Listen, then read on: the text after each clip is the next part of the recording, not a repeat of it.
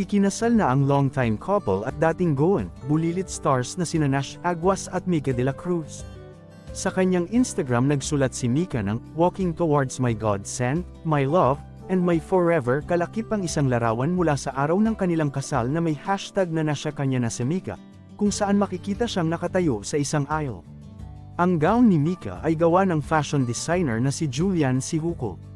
Inulan ng pagbati ang comment section ng mag-asawa, mula sa kanilang mga kaanak at kaibigan sa showbiz. "I love you so much beautiful bride," komento ng ate ni Mika na si Angelica de la Cruz.